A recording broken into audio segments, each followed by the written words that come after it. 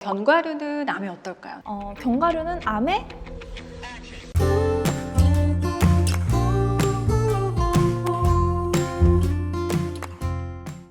안녕하세요. 서울 아산병원 영양사 이현미 김준경입니다. 지방과 기름에 대해서 오늘 얘기를 해주실 건데요. 선생님, 암 환자분들은 지방을 드시는 게 어떨까요? 좋은가요? 배가 많이 아프다는 분들도 계시고 지방 자체가 이제 안 좋다라는 이야기가 많이 돼서 조금 두려워하는 경우가 많이 있습니다. 암과 좀 관련성이 있다고도 나오기도 하죠. 지방 자체의 문제가 암과 관련이 되어 있다 보고되진 않습니다. 다만 지방이 많은 식사를 드시는 경우엔 비만이 잘 이어질 수가 있는데요. 비만한 경우에는 암과 관련된 질환 중에서도 유방암이나 대장암의 일부 암 위험도가 높아진다라고 보고된 바 있습니다.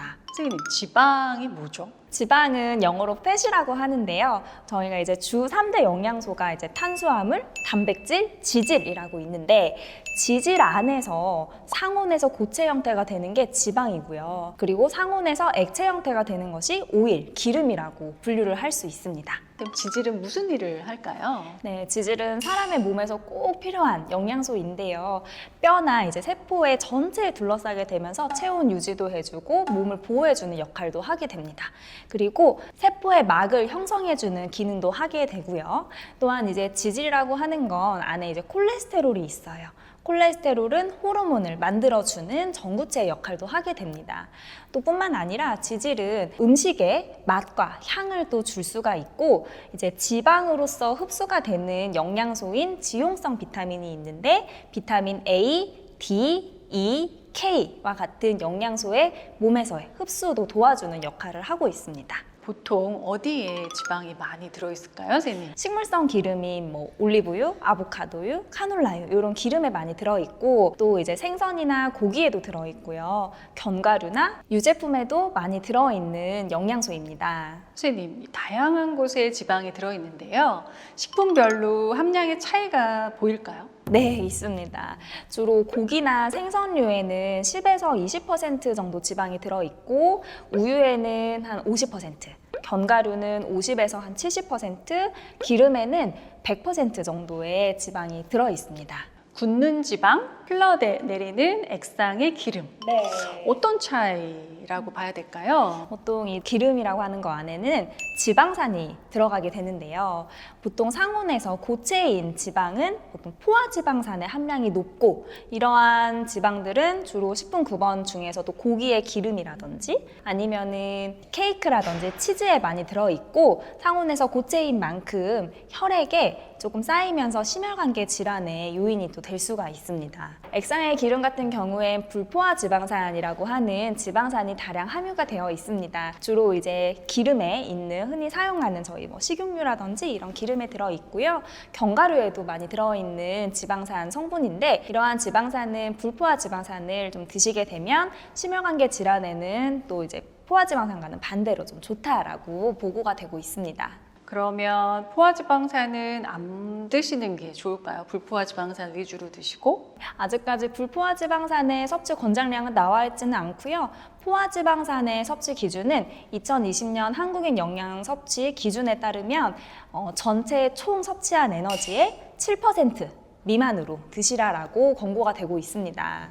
좀 어려운데요, 선생님. 식품을 보면 성분이 표시가 되어 있더라고요. 네. 그런 걸 보고 혹시 설명을 좀 해주실 수도 있나요? 보통 요즘에는 일반 우유랑 저지방 우유와 무지방 우유 되게 다양한 우유가 있는데 여기 안에 영양 성분표를 보시면 영양 정보 안에 포화지방이 5g 정도 들어있고 일반 우유에 네, 포화지방은 이제 33%. 자, 이 말은 뭐냐면 내가 총 먹어야 되는 에너지의 7% 미만이면 7% 미만에서의 33%이기 때문에 이미 내가 하루 종일 먹어야 되는 포화지방의 3분의 1을 드셨다라고 생각하실 수 있습니다.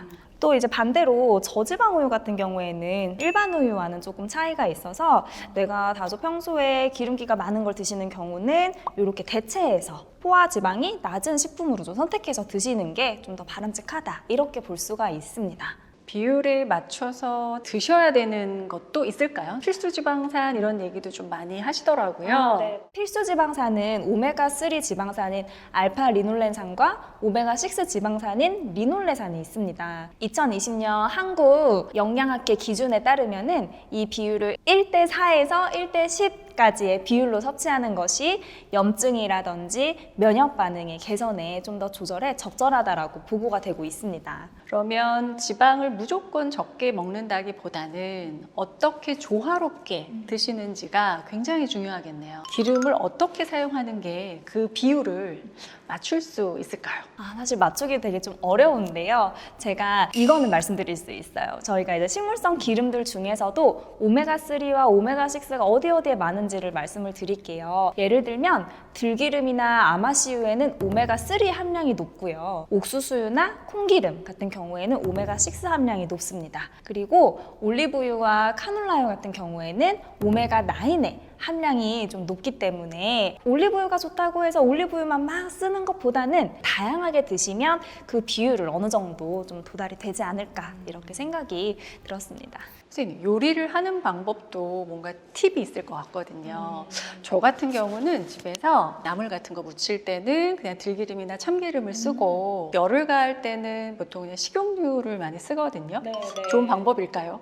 네, 선생님 되게 잘 사용하고 계시는 거예요. 그러니까 기름은 사실 열에 약한 기름이 있고 열에 강한 기름이 있거든요. 열에 강한 기름은 보통 이제 튀김이나 부침이나 전 이럴 때 쓰시면 되는데 이게 이제 바로 선생님이 사용하셨던 식용유가 될 수 있고 또 이제 카놀라유나 아보카도유, 포도씨유 같은 경우가 열에 강한 기름이어서 그 용도로 사용해 주시면 됩니다. 또 이제 반면에 열에 약한 기름 같은 경우는 올리브유 아니면은 들기름, 참기름 같은 경우가 있는데 이런 기름들은 뭐 샐러드나 나물 무침용에 사용을 해주시면 지방산의 구조를 이렇게 흐트러뜨리지 않고 잘 사용을 할 수 있는 팁이 될 수 있습니다. 이 정도면 전반적으로 지질, 지방, 기름에 대해서는 잘 정리를 해주셨는데요. 선생님, 환자분들이 그래도 많이 질문이 좀 들어와요. 그래서 그 질문들을 쏙쏙 조금 빼서 몇 가지 더 질문을 좀 드려보겠습니다. 추가 질문입니다. 선생님, 코코넛 오일이 어떨까요? 공복에 이렇게 한 숟가락씩 많이 가끔 드시더라고요. 사실은 추천드리진 않습니다. 왜냐하면 식물성 기름이라고 하더라도 포화지방산의 함량이 코코넛유에는 꽤 높거든요. 그래서 권장드리는 방법은 아니고 암 치료 중에는 약으로 인해서 설사나 또는 소화불량이 야기가 될 수 있기 때문에 지방을 또 많이 그렇게 한 숟가락씩 드시면 이런 증상들이 더 악화가 될 수 있기 때문에 추천드리진 않습니다. 다음은 환자분들이 올리브유가 좋다는 건 많이 알고 계세요. 그래서 모든 요리에 올리브유를 주로 쓰시고 이렇게 한 숟갈씩도 드시는 분들도 요즘 많으시더라고요. 어떤가요, 선생님? 올리브유에는 지방산 중에 오메가9 함량이 좀 높은데요. 이 오메가9 지방산이 중성지방이나 콜레스테롤 개선에 조금 더 효과가 있다라고 보여지고 있습니다. 대신 아까 말씀드린 것처럼 오메가3와 오메가6 이러한 비율이 있잖아요. 그래서 한 가지 기름만 쓰시지 않는 선으로 해서 좀 다양하게 쓰시는 걸 권장을 드리고 있습니다.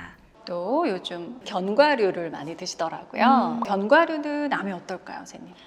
견과류는 암에 좋을 수 있습니다. 치료 중에는 사실 다양한 음식을 드시기 어렵기 때문에 무기질이라든지 비타민 함량이 높은 견과류를 드시는 걸 저는 추천을 드리고 있습니다. 안 좋은 경우도 있다고 발표가 나기도 하는 것 같은데 네, 아무래도 진실인가요? 제가 생각하기엔 보관을 잘못했을 때 생성이 될 수 있는 곰팡이가 아플라톡신이거든요. 이 아플라톡신이 간암의 발병 위험을 조금 높일 수 있다 이렇게 보고가 되기 때문에 견과류가 안 좋다라고 이야기를 하시는 것 같아요.